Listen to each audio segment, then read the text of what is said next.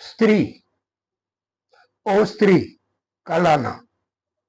આપણે આ ડાયલોગ સ્ત્રીના પહેલા ભાગમાં સાંભળ્યો હતો. હવે બીજા ભાગમાં ઓ સ્ત્રી રક્ષા કરના. જી હા, આપણે વાત કરી રહ્યા છીએ બોલિવૂડની અને હું છું ડોક્ટર તરુણ બેંકર.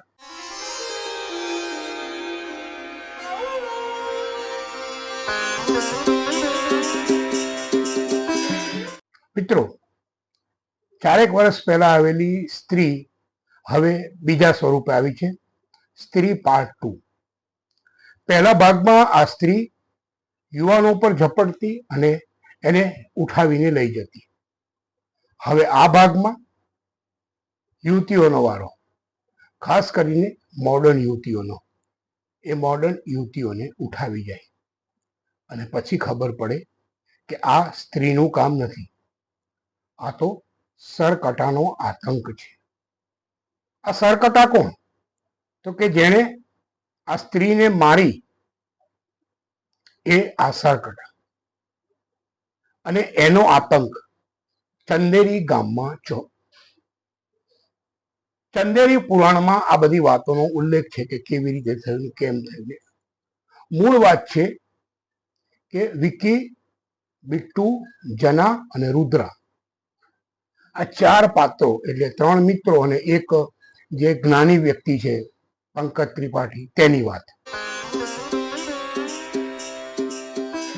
મિત્રો, પહેલા ભાગમાં જે રોનેસ હતી ફિલ્મની અંદર, એક સસ્પેન્સ હતું કે આ બધું કેમ થઈ રહ્યું છે, આની પાછળનું કારણ શું છે. બીજા ભાગમાં આમાંનું કશું જ નથી. બીજા ભાગમાં બધું જ ખુલ્લું છે કે આ શું છે અને કેમ છે.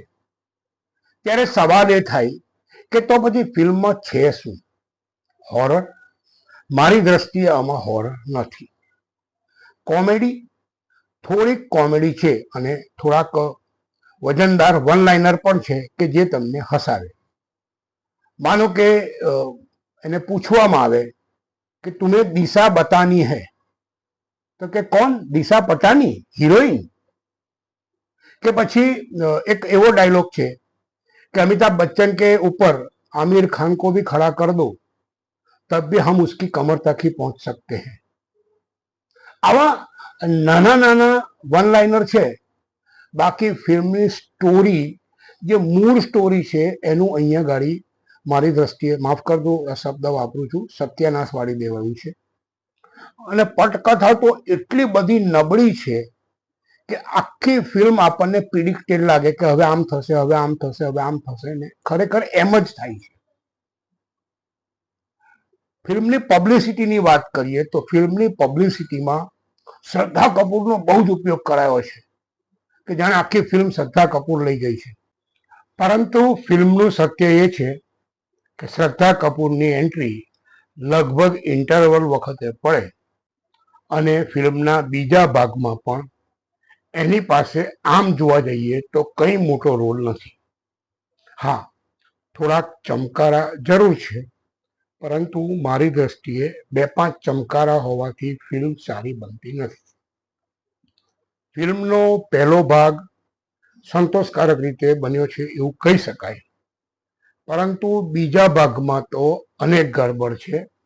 અને ફિલ્મનો અંત તો એટલો બધો ફિલ્મી છે કે આપણને પહેલા ભાગમાં જે રોનેસ હતી, જે એક સરપ્રાઇઝ એલિમેન્ટ હતું, કે જે એક તમને આમ સતત જકડી રાખતું પરિબળ હતું, એ આ ફિલ્મમાં મારી દ્રષ્ટિએ તદ્દન ગાયબ છે.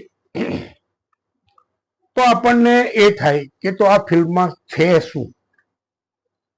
રાજકુમાર રાવ થોડોક સારો લાગે છે. પંકજ ત્રિપાઠી પાસે આ ફિલ્મમાં કરવા જેવું બહુ કંઈ છે નહીં. જના, અભિષેક બેનર્જી અને બિટ્ટુ, જે અપાર શક્તિ ખુરાના, એની પાસે પણ આમાં કંઈ જાજુ ઉકાળવાનું નથી.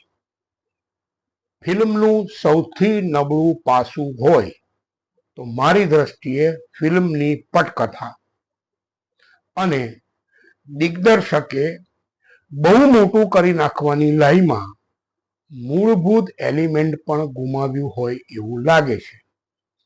જો ટૂંકમાં કહું, એક જ લાઈનમાં કહું તો આ ફિલ્મ જોવા જશો તો તમને છેતરાયાનો આભાસ થશે.